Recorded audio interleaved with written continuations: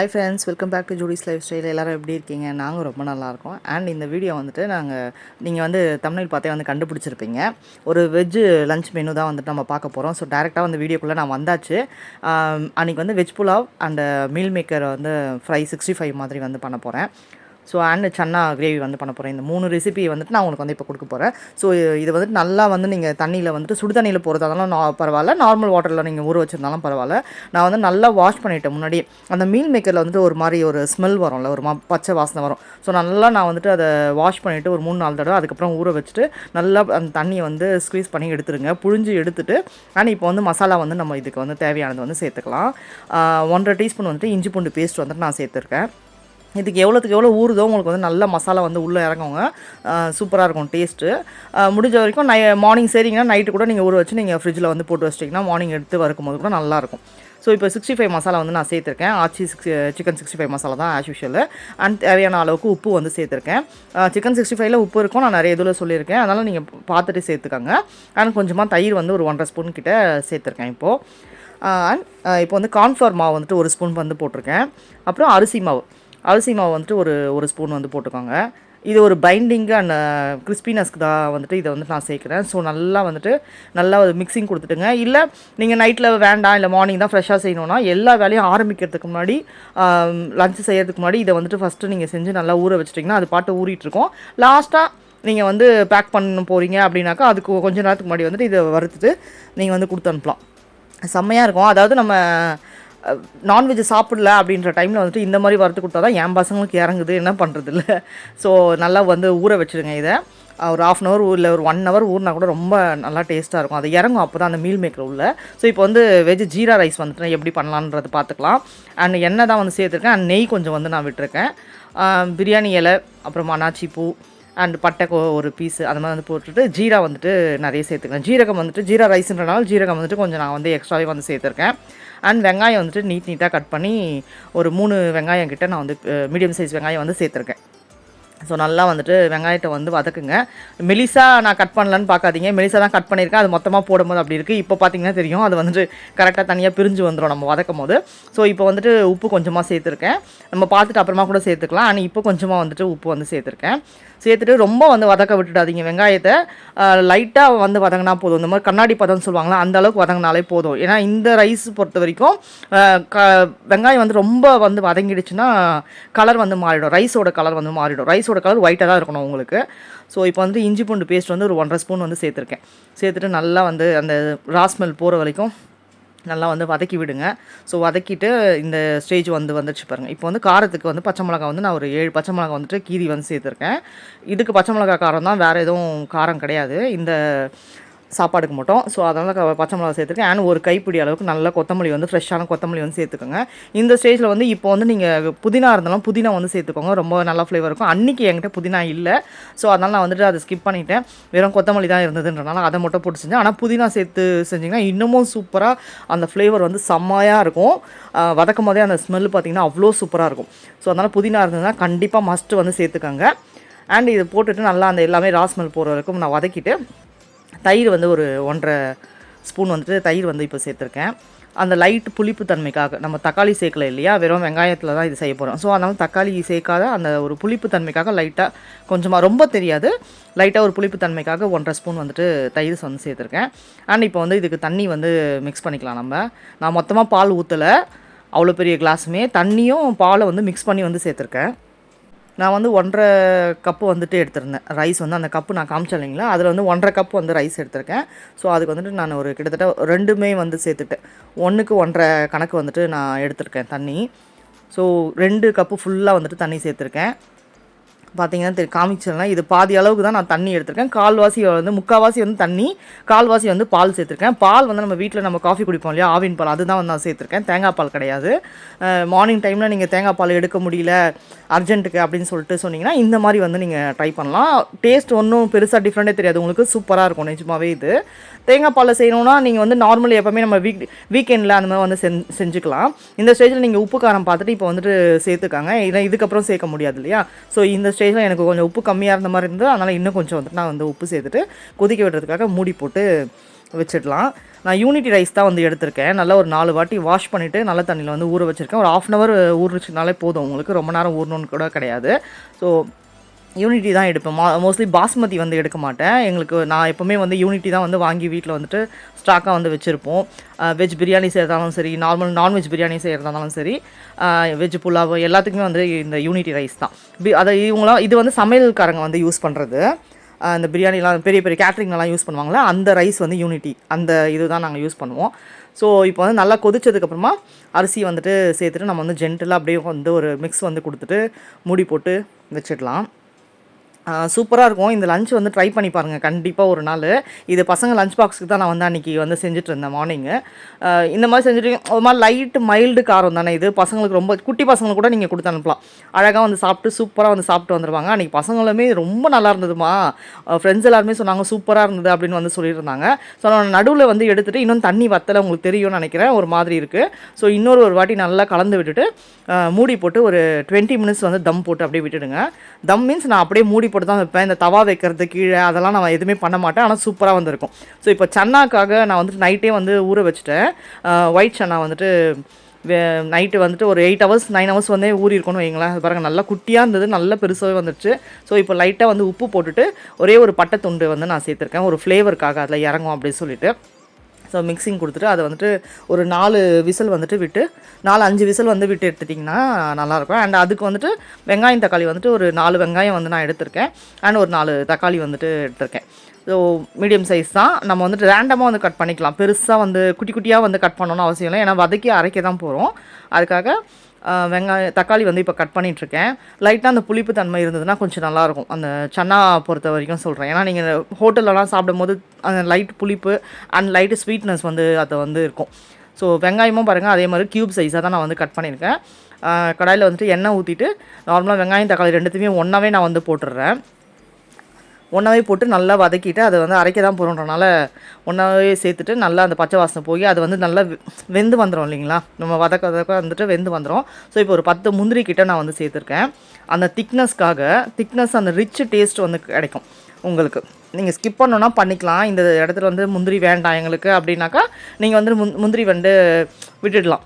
வெறும் நீங்கள் வந்து வெங்காயம் தக்காளி மட்டும், ஏன்னா நம்ம சன்னாவும் இதில் போட்டு வந்துட்டு நம்ம அரைக்க போகிறோம், பேஸ்ட் பண்ண போகிறோம். ஸோ இதுக்கு தேவையான உப்பு வந்துட்டு நான் இப்போ சேர்த்துருக்கேன். ஒரு ஸ்பூன் கிட்ட வந்துட்டு உப்பு வந்து சேர்த்துட்டு நல்லா வந்து வதக்கி நீங்கள் வந்து அதை வேக விட்டுடுங்க. நல்லா நம்ம வதக்க வந்துட்டு நல்லா அது வந்துடும். இது பாருங்கள் நல்லா சுருண்டு வந்துடுச்சு. ரெண்டுமே வெங்காயம் தக்காளி எல்லாமே சேர்ந்து நல்லா வந்து உங்களுக்கு வந்து வெந்துடுச்சு. தக்காளியும் வந்து நல்லா ஸ்மாஷ் ஆகிடுச்சு. ஸோ இதை ஆற வச்சுட்டு நீங்கள் வந்து மிக்சியில் போட்டு நீங்கள் வந்து கிரைண்ட் பண்ணி எடுத்துக்கோங்க. இதை அவ்வளோதான், சிம்பிளான ரெசிபி தான், பட் டேஸ்ட் வந்து அப்படி சூப்பராக இருக்கும். ஸோ இப்போ பார்த்தீங்கன்னா வந்து புலாவ் வந்து ரெடி ஆகிடுச்சு. அப்படியே கமகமான சூப்பராக இருந்தது. நல்ல ஒரு ஃப்ளேவரோட சூப்பராக வந்திருக்கும். அதாவது ரொம்ப வந்து என்ன சொல்கிறாங்க, மசாலாவோட ஸ்மெல்லோ எதுவுமே வந்து ரொம்ப ஜாஸ்தியாக உங்களுக்கு இருக்காது. ஏன்னா லைட்டான ஒரு சிம்பிளான டிஷ்ஷு தான் இல்லையா. ஸோ உங்களுக்கு பார்த்தீங்கன்னா தெரியும், அப்படியே குச்சாக பாருங்கள் அரிசி அப்படியே நிற்கிது அவ்வளோ அழகாக. ஸோ ஜென்டிலாக அப்படியே கலந்து விட்டுட்டு நான் ஆற வச்சுட்டு பசங்களுக்கு வந்து நான் கட்டிப்பேன். ஸோ சூப்பராக வந்தது அன்றைக்கி, செம்மையாக இருந்தது. மதியானம் சாப்பிடும் போது நாங்கள் லைட்டாக சூடு பண்ணி சாப்பிட்டுக்கிட்டோம். ஸோ செம்மையாகவே இருந்தது. ஸோ இப்போ வெங்காயம் தக்காளி வந்து அந்த முந்திரி பேஸ்ட் அரைக்கலாம்னு சொல்லிட்டு ஆறிடுச்சு. ஸோ அதை வந்து மிக்சிக்கு வந்துட்டு நான் மாற்றிட்டுருக்கேன். சாரி, நைட்டியோடு இருக்கேன். நிறைய பேர் எப்படி தான் அந்த மார்னிங் வீடியோலாம் வந்துட்டு நான் நல்லா சுடிதாரில் ஃப்ரெஷ்ஷாக வந்து போடுறாங்கன்னே தெரியல. என்னால் முடியவே மாட்டேங்குதுங்க. எழுந்த உடனே நம்மளுக்கு வந்து இந்த வேலையெல்லாம் முடிச்சுட்டா அதுக்கப்புறம் கசகசன்னு ஆகிடலாம். அதுக்கப்புறமா குளிச்சுட்டா ஃப்ரெஷ்ஷாக இருக்கும் அப்படின்ற மாதிரி தான் இருக்கும் எனக்கு. குளிச்சுட்டு மார்னிங்கே போய் அங்கே நின்னோன்னா திரும்பவும் வேர்த்து ஊற்றி திரும்பவும் டயர்டாக ஆகிடுவோம். ஸோ அதனால் நான் வந்துட்டு மோஸ்ட்லி இந்த மாதிரி தான் நான் பண்ணுவேன். என்ன மாதிரி எத்தனை லேடிஸ் இருக்கீங்கன்னு தெரியுங்க சொல்லுங்கள்.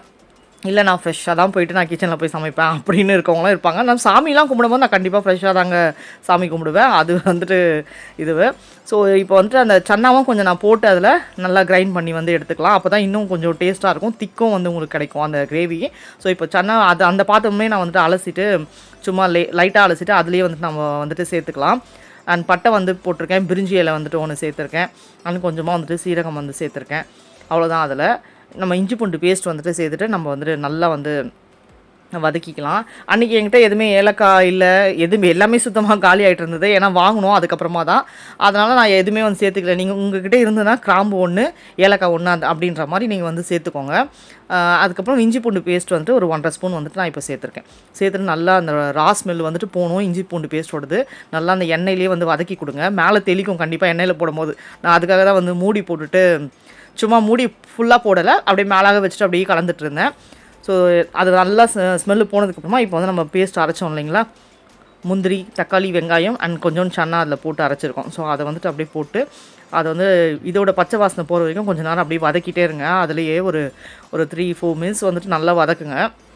வதக்கி கொடுத்துட்டு இதுக்கு தேவையான தண்ணி வந்துட்டு நம்ம வந்து ஊற்றிக்கலாம். நான் வந்து மிக்சியில் இருக்கோம் இல்லையா அந்த ஸோ அதுலேயே வந்துட்டு கொஞ்சம் தண்ணி ஊற்றி மிக்ஸ் பண்ணி அப்படியே கலந்து ஊற்றியாச்சு. ஸோ அதை வந்து இப்போ நல்லா வந்து கொதிக்கிட்டோம். கொஞ்சம் கொதிச்சதுக்கப்புறமா நீங்கள் வந்துட்டு மசாலா வந்துட்டு போடுங்க. கொஞ்சம் கொதிக்க ஆரம்பிக்கும், பபுள்ஸ்லாம் வரும். அப்போ வந்து நீங்கள் மசாலா சேருங்க.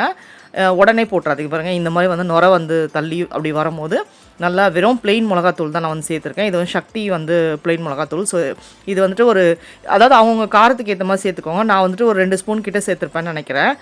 அதுவும் எனக்கு அப்புறம் காரம் பார்த்தலான்னு திரும்பவும் நான் போடுவேன். ஏன்னா கொஞ்சம் தண்ணி எக்ஸ்ட்ரா விட்டுட்டேன் நான் அன்றைக்கி. அதாவது இப்போ இல்லை, இதுக்கப்புறமா தண்ணி வந்து கொஞ்சம் எக்ஸ்ட்ரா விட்டுட்டேன். ஸோ இப்போ கொஞ்சம் உப்பு வந்து சேர்த்துருக்கேன். அண்டு சோலை மசாலா வந்துட்டு நான் கொஞ்சம் சேர்த்துப்பேன், எவரெஸ்ட் பிராண்டுது. ஸோ அது இல்லைனா பரவாயில்ல, நீங்கள் வெறும் பிளெயின் மிளகாத்தூள் கூட வந்துட்டு போட்டு செய்யலாம், நல்லாவே இருக்கும். இதுதான் போடணும் அப்படின்லாம் கிடையாது.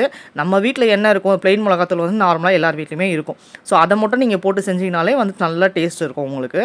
இது போட்டால் எக்ஸ்ட்ரா கொஞ்சம் ஒரு ஹோட்டலில் சாப்பிட்ற அந்த டேஸ்ட் வரும், அவ்வளோதான். அதுக்காக தான் வந்துட்டு இந்த எக்ஸ்ட்ரா ஃபிட்டிங்லாம் வந்துட்டு நான் சேர்க்குறேன். நீங்கள் வந்து அதெல்லாம் வேண்டாம் அப்படின்னும் போது சிம்பிளாக ப்ளெயினாக சமைக்கணும் அப்படின்னாக்கா முந்திரியும் ஸ்கிப் பண்ணிக்கலாம். அண்ட் இந்த சோலை மசாலாவும் ஸ்கிப் பண்ணிவிட்டு நீங்கள் வந்துட்டு வெறும்னே ப்ளெயினாக வந்து சேர்த்துக்கலாம். அண்ட் இப்போ வந்து மீல் மேக்கர் வந்துட்டு நல்லா வந்து ஊறிடுச்சு இல்லையா, ஸோ இப்போ அதுவும் வந்துட்டு சைட் பை சைடு நான் வந்துட்டு வறுத்துக்கிறேன். ஏன்னா டைம் ஆகிடுச்சு பசங்களுக்கு. அவங்க வந்து இப்போ குளிச்சிட்ருக்காங்க. அவங்க வரதுக்குள்ளே நான் இதெல்லாம் வந்துட்டு ரெடி பண்ணிட்டேன்னா கடைன்னு வந்து வேலை முடிஞ்சிடும். மோஸ்ட்லி ஒரு 7:30க்குலாம் என்னோடய வேலை முடிஞ்சிடுங்க. மார்னிங் வந்துட்டு 7:30க்குலாம் வந்து சமையல் வேலை முடிச்சிட்டோன்னா அதுக்கப்புறமா பொண்ணு குளிச்சுட்டு வந்தோன்னா அவளுக்கு வந்து தலைவாரி விட்றது, அதுக்கப்புறம் அவங்க 2 பேருக்கும் டிஃபன் ஊட்டி விட்றது, இந்த வேலையெல்லாம் நான் வந்து பார்ப்பேன். அதுக்கப்புறமா அது வரைக்கும் இதெல்லாமே ஆறிட்டுருக்கோம் சாப்பாடெல்லாம். அண்ட் லாஸ்ட்டாக வந்துட்டு அவங்க கிளம்புறதுக்கு முன்னாடி லஞ்சு கட்டி நான் கொடுத்து அனுப்பிச்சிடுவேன். ஏன்னா அவங்க வந்து சாப்பிட மாட்டாங்க, இவ்வளோ பெரிய பசங்களாக ஆகிட்டாங்க, ஆனால் சரியாகவே வந்து சாப்பிட்றது கிடையாது. நிறைய பசங்க அப்படி தான் இருப்பாங்க. அந்த மார்னிங் அவங்களுக்கு வந்துட்டு சாப்பிட்றதுக்கு பிடிக்கல, 7:30க்குலாம் சாப்பிடணுமா அப்படின்ற மாதிரி இருக்குது, அப்படின்ற மாதிரி ரொம்ப கஷ்டப்படுவாங்க. அதனாலே நான் என்ன பண்ணுவேன், கொஞ்சமாவது சாப்பிட்டோம் அப்படின்னு சொல்லிட்டு நான் வந்து கொஞ்சம் ஊட்டி அனுப்பிச்சிடுவேன். அது கூட ஒரு தோசை 1.5 தோசை அப்படி தான் சாப்பிடுவாங்க. ஸோ அதுவாவது சாப்பிட்டுமே, நம்ம ஊட்டுறனால அதுவாவது சாப்பிடுவாங்க. அதனால் நான் வந்து 2 பேருக்குமே வந்து கடைன்னு ஊட்டி கொடுத்து அனுப்பிச்சிடுவேன். அண்ட் மீல் மேக்கர் வந்துட்டு நல்லா வறுத்தாச்சு. ஸோ அதை வந்துட்டு நல்லா எடுத்துக்கலாம். சூப்பராக இருக்கும், 65 மாதிரியே இருக்கும். என் பையன் சும்மாவே வந்துட்டு அதை வந்து எடுத்து சாப்பிட்டுடுவான். அதான் சொல்லுவான், நீ நிறைய கட்டுமா, இதெல்லாம் கட்டும்போது ஃப்ரெண்ட்ஸுங்க வந்துட்டு நிறைய கேட்குறாங்க அப்படின்ற மாதிரி சொல்லுவான். அதனாலே வந்துட்டு நான் அன்றைக்கி கொஞ்சம் நிறைய பஞ்சாக தான் வந்து வறுத்துருந்தேன். 2 பேருக்குமே கொஞ்சம் எக்ஸ்ட்ரா தான் வந்து வச்சு கொடுத்து அனுப்பிச்சிருந்தேன். சில ஃப்ரெண்ட்ஸும் வந்து கேட்பாங்க, அவங்களும் வந்து எடுத்துக்கிட்டோம் அப்படின்ற மாதிரி வந்து செஞ்சுருந்தேன் நான். ஸோ இங்கே வந்து சன்னா பார்த்திங்கன்னா எண்ணெய் வந்து பிரிஞ்சு வர ஆரம்பிச்சிச்சு பாருங்கள், கிரேவி. இப்போ எண்ணெய் வந்து பிரிஞ்சு வர ஸ்டேஜில் நம்ம வந்துட்டு சன்னா வேக வச்சுருந்தோம் இல்லையா, அதை வந்து அப்படியே எடுத்து நம்ம கொட்டிடலாம். என்ன ஆச்சுன்னா, அது சன்னா நம்ம வேக வைக்கும் போது தண்ணி நிறைய வச்சுட்டோம் போல இருக்குது. அந்த தண்ணியோடு நான் இன்னும் சேர்க்கவும் நிறைய பாருங்கள் ஒரு மாதிரி குழம்பு மாதிரி வந்து ஆயிடுச்சு. அதை கொதிக்க வைக்கிறதுக்கு நான் அவ்வளோ பாடுபட்டேன். ரொம்ப நேரம் அப்படியே கொதிக்க வச்சு அதுக்கப்புறமா அதை சுண்டி ஓரளவுக்கு கிரேவி பதத்துக்கு வந்தது. ஸோ இந்த மாதிரி டிஷ்ஷஸ் செய்யும்போது நம்ம நைட் வந்து சப்பாத்தி மட்டும் செஞ்சுட்டோன்னு வச்சுக்கோங்களேன், நிம்மதியாகிடும், சூப்பராக இருக்கும். தோசை இட்லி எல்லாம் விட வந்துட்டு சப்பாத்தி பூரிக்கு வந்து சன்னா ரொம்ப ரொம்ப சூப்பராக இருக்கும். ஸோ எப்படியுமே வந்து நம்ம நைட்டு சப்பாத்தி செய்யலாம் அப்படின்னு வீக்லி ஒன்ஸ் கண்டிப்பாக வந்துட்டு எங்கள் வீட்டில் சப்பாத்தி இருக்கும். ஸோ அதனால் அதுக்கு வந்துட்டு இந்த மாதிரி சன்னாவோ இல்லை பன்னீர் பட்டர் மசாலா அந்த மாதிரி இதை தான் பசங்க சாப்பிடுவாங்க. இல்லை இந்த தக்காளி தொக்கு அதெல்லாம் வந்து அவங்களுக்கு இறங்கவே இறங்காது. இல்லை நான்வெஜ்னால் வந்துட்டு இறங்கிடும், சிக்கன் கிரேவி அந்த மாதிரினா கூட இறங்கிடும். பட் மற்றபடி இந்த தக்காளி தொக்குலாம் வந்துட்டு சாப்பிடுவாங்களா சப்பாத்திக்கு நிறைய பேர், அதெல்லாம் வந்து இறங்கவே இறங்காது. ஹஸ்பண்டும் நானும் கூட சாப்பிட்ருவோம், பசங்க வந்து சாப்பிடவே மாட்டாங்க. ஸோ அதனால் அவங்களுக்கு வந்து மதியானமே இதை செஞ்சுட்டோன்னு வச்சுக்கோங்களேன், புலாவுக்கும் வந்துட்டு சைட் டிஷ் ஆகிடும். அண்ட் நைட் சப்பாத்திக்கும் வந்து எடுத்துக்கலாம் அப்படின்னு சொல்லிட்டு நான் வந்து ஒரே இதுவாக காலையிலேயே மார்னிங்கே செஞ்சுட்டேன் 2 பேருக்கும். ஸோ இப்போ வந்து இந்த சைடில் வந்துட்டு நான் பாத்திரங்களும் வந்து இருக்கிற பாத்திரம்லாம் கொஞ்சம் கொஞ்சம் அப்படியே வந்து வாஷ் பண்ணிவிடுவேன். எல்லா டைமும் அப்படி பண்ணணும்னா கிடையாது. டைம் இருந்ததுன்னா வாஷ் பண்ணுவேன். டைம் இல்லைனா வந்துட்டு பசங்க கிளம்பி போனதுக்கப்புறமா அது எல்லாமே வந்து வாஷ் பண்ணி கிச்சனை வந்து க்ளீன் பண்ணுவேன். ஸோ அன்றைக்கி வந்துட்டு ரெண்டுமே இந்த பக்கம் வந்து சன்னா தான் கொதிச்சிட்ருக்கேன். அந்த பக்கம் மீல் மேக்கர் வந்துட்டு லாஸ்ட் பேட்ச் வந்துட்டு போட்டு இது பண்ணிகிட்ருக்கேன். பாருங்கள் தண்ணி பாருங்கள் எவ்வளோ இருக்குன்னு உங்களுக்கே தெரியும். அதெல்லாம் அதை கொதிக்க வச்சுட்டே இருக்கேன். கலரி வந்து கொதிக்க வச்சுட்டு ரொம்ப நேரம் ஆகிடுச்சு அதனால். பட் ஆனால் நல்லா இருந்தது டேஸ்ட். அதுக்கப்புறமா கொஞ்சம் திக்காக ஆகிட்ட உடனே இன்னமும் சன்னா வந்து நல்லா வெந்த மாதிரி ஆயிடுச்சு எனக்கு. அதில் டேஸ்ட் வந்து அந்த சன்னாவில் வந்துட்டு நல்லா இறங்கி இன்னும் சூப்பராக இருந்தது. ரொம்ப நேரம் கொதிச்சனால. பட் கேஸ் தான் வேஸ்ட்டாக போன மாதிரி ஆயிடுச்சு அன்றைக்கி. வேறு வழி இல்லை. சரி ஓகே அப்படின்னு சொல்லிட்டு சமைச்சாச்சு அன்றைக்கி. ஸோ நிறைய பேருக்கு அந்த மார்னிங் டைமில் வந்துட்டு பாத்திரம் விளக்கணுமா அப்படின்லாம் யோசிப்பீங்க. ஆனால் அந்த டைம் எனக்கு அதை தான் நான் சொல்கிறேன். ரெகுலராக நான் பண்ண மாட்டேன். டைம் இருக்குது அப்படின்னாக்கா மட்டும் நான் வந்து பண்ணுவேன். இல்லைனா வந்துட்டு அவங்க வந்து கிளம்பி போயிட்டு அவங்கள வந்து வழி அனுப்பிட்டு வந்து அதுக்கப்புறமா வந்து இருக்கிற பாத்திரம்லாம் கழுவி கிச்சன்லாம் வந்துட்டு கொஞ்சம் க்ளீன் பண்ணுவேன். நடுவுலேயே கொஞ்சம் கிச்சனை வந்துட்டு ஃப்ரீயாக இருக்கேன் அப்படின்னாக்கா நடுவில் கொஞ்சம் கிச்சனில் வந்துட்டு கொஞ்சம் க்ளீன் பண்ணிப்பேன். துடைக்கிறது அந்த மாதிரி பாத்திரம் வந்து கழுவி போடுறது அந்த மாதிரிலாம் வந்து கொஞ்சம் சிம்பிளான வேலை அப்படிலாம் கடகடன்னு வந்து முடிஞ்சிடும். பார்த்திங்கன்னா தெரியும். லைட்டாக அப்படியே வந்து தொடச்சி விட்டுட்டு வைப் பண்ணிப்பேன். அண்ட் இப்போ காரம் வந்து எனக்கு கம்மியாக இருந்த மாதிரி இருந்தது. அதனால் திரும்பவும் பாருங்கள் சோலை மசாலாவும் திரும்பவும் உப்பும் வந்து சேர்த்துட்டு கலந்து விட்டுக்கிறேன் நான். ஏன்னா தண்ணி கொஞ்சம் எக்ஸ்ட்ரா ஆகிடுச்சு இல்லைங்களா. அதனால் காரம்லாம் வந்து கொஞ்சம் கம்மியான மாதிரி ஆகிடுச்சு. டிஃபனுக்கு வந்து மார்னிங் வந்து அன்றைக்கி முன்னாடி நான் வந்து வடைக்கறியும் தோசையும் செஞ்சுருந்தேன். ஸோ அந்த வடைக்கறி அப்படியே இருந்தது. ஸோ வடைக்கறியும் தோசையும் தான் மார்னிங் டிஃபனும் அதே தான். சூப்பராக அது வந்து அந்த வடைக்கறியை வந்து கொதிக்க வச்சிட்ருக்கேன். சூடு பண்ணிவிட்டு பசங்களுக்கு வந்து தோசை சுட்டுட்டேன்னா 2 பேருக்கும் வந்து ஊட்டிட்டோன்னா வேலை முடிஞ்சிடும். ஸோ வடைக்கறியும் அன்றைக்கி வந்து செம்மையாக வந்துருந்தது. முன்னாடி நாள் சூப்பராக தோசை தவா வச்சுட்டு என் பையன் அங்கே கூப்பிட்டான். என் பொண்ணு ரெடி ஆகிட்டா பாருங்கள் ஆல்மோஸ்ட். என் பையன் பாத்ரூமில் வந்து குரல் கொடுக்கும். எதுக்கோ கூப்பிட்டான், விட்டுட்டு ஓடினேன். நடுவில் இப்படி தான் பண்ணுவாங்க. ஏதாவது ஒன்று வேணும், இது வேணும், அது வேணும்ன்ட்டு. அப்போ தான் வந்து நம்ம வேலையாக இருக்கும் போது தான் கூப்பிட்டுருப்பாங்க. அது எல்லா வீட்டுமே பசங்க சின்னதாக இருந்தாலும் சரி வளர்ந்தாலும் சரி நம்ம தான் எல்லா வேலையும் செய்ய வேண்டியதாக இருக்குது. அவங்களுக்கு இன்னமும் வளர்ந்துட்டாங்களே அப்படின்னு சரி அவங்க தான் பார்த்துப்பாங்கன்னு அதாவது ஓரளவுக்கு அவங்க வேலையை பார்த்துக்கிட்டாலும் சின்ன சின்ன விஷயங்களுக்காக நம்மளை வந்து சில டைம் வந்துட்டு கூப்பிடுறாங்க. அம்மா இதை வந்து எடுத்துக்கொடு, அதை வந்து எடுத்துக்கொடு, இது செய்ய அது செய்யன்னு. ஹஸ்பண்டே செய்கிறாருன்னும் போது பசங்க இல்லை இதுங்க குழந்தைங்க அதுங்க என்ன பண்ணோம்ல. ஏன்னா ஹஸ்பண்டுமே அப்படி தான் அங்கே உக்காந்துட்டு இருந்தாங்கன்னா நான் அவசரமாக வேலை செய்யும் போது தான் என்னை கூப்பிட்டு இது வேணும் அது வேணுன்ற மாதிரி என்னை வந்து கேட்பார். அது நிறைய ஹஸ்பண்ட்க்கு இருக்கும் அந்த ஹேபிட் வந்து இருக்கும். கூப்பிடுவாங்க அந்த மாதிரி கூப்பிட்டு வந்து வேலை வாங்குவாங்க. பட் நம்ம தான் செஞ்சாகணும்ல. நம்ம 3 பேரையும் நம்மளோட குழந்தைங்க 3 பேரையும் நம்ம தான் வந்து பார்த்துக்கணும்ல. அதனால் எல்லா வேலையும் அதாவது ஹோம் மேக்கர் அப்படின்ற வந்து ஒரு பொசிஷன் வந்து ஒரு பெரிய பொசிஷன் இல்லையா. ஸோ அவங்க தான் வந்துட்டு கரெக்டாக வந்து நம்ம வேலையை நம்ம வந்து செஞ்சால் தான் அவங்க வந்து நல்லா இருப்பாங்க 3 பேருமே. ஸோ அவங்களுக்காக தான் நம்ம வந்து இருக்கோம். வேறு என்ன செய்ய முடியும்ல. நம்மளால் முடிஞ்சது இதெல்லாம் தான். சின்ன சின்ன வேலைகளை வந்து அவங்களுக்கு வந்து செஞ்சு கொடுக்குறது தான் நம்மளோட வேலை. ஸோ இப்போ தோசை வந்து ஊற்றிட்டுருக்கேன். சொன்ன மாதிரி அந்த ஒரு தோசை 2 தோசை தான் அவங்க 2 பேருமே ஆளுக்கு ஒரு தோசை கணக்கில் தான் அப்படி சாப்பிடுவாங்க. இன்னமும் கொதிச்சிட்ருக்குங்க என்னோடய சன்னா. சில டைம் அப்படி தான் சொதப்புவேன். கொஞ்சம் தண்ணி எக்ஸ்ட்ரா ஆகிடுச்சு, மற்றபடி வேறு ஒன்றும் இல்லை. ஆனால் அதுக்கப்புறம் கொஞ்சம் வத்திடுச்சு. நான் இங்கே வந்து பசங்களுக்கு ரெடி பண்ணுறதுக்குள்ளே வந்துட்டு டிஃபன் ஊட்டி முடிக்கிறதுக்குள்ளே கொஞ்சம் வத்திடுச்சு. ஸோ பொண்ணு மட்டும் எனக்கு கிரேவி வேணுமா அப்படின்னு சொல்லி கேட்டால் கொடுத்து அனுப்பிச்சிருந்தேன். ஸோ ஸ்கூல்லேயே வந்து பசங்க எல்லாமே சாப்பிட்டு சூப்பராக இருக்குமா அப்படின்னு சொல்லி சொன்னாங்க. தயவு செஞ்சு இந்த 3மே வந்துட்டு ட்ரை பண்ணுங்கள். 3மே ட்ரை பண்ண முடியலன்னா ஒவ்வொரு நாள் ஒவ்வொன்று வந்து ட்ரை பண்ணி பாருங்கள். சூப்பராக இருக்கும் உங்களுக்கு. ட்ரை பண்ணிட்டு மஸ்ட்டு எனக்கு சொல்லுங்கள். அதான் நீங்கள் லஞ்சுக்கு பேக் பண்ணுறதாலும் சரி, இல்லை வீட்டில் வந்துட்டு நீங்கள் சும்மா சண்டே டைமில் அந்த மாதிரி வந்துட்டு செய்யணும் அப்படின்னாலும் வந்துட்டு வெஜிடேரியன் இருக்கிறாங்கள அவங்களாம் வந்து சண்டே டைமில் வந்துட்டு இந்த மாதிரி ஒரு மெனு செய்கிறோம் அப்படின்னாக்கா சூப்பராக வந்து நல்லாயிருக்கும். ஏன்னா அந்த ப்ளோவ் வந்துட்டு கொஞ்சம் லைட்டாக காரம் இருக்கும். காரமே இல்லாத ஒரு மாதிரி லைட் இதில் தானே இருக்கும். ஸோ இதெல்லாம் வந்து கொஞ்சம் ஸ்பைசஸாக கொஞ்சம் எக்ஸ்ட்ரா இருக்கும்போது நம்மளுக்கு வந்து தொட்டு சாப்பிட சைடாக வந்து வச்சு சாப்பிடும் போது அது வந்து ஒரு அல்டிமேட்டான ஒரு சூப்பரான ஒரு இதுவாக இருக்கும்.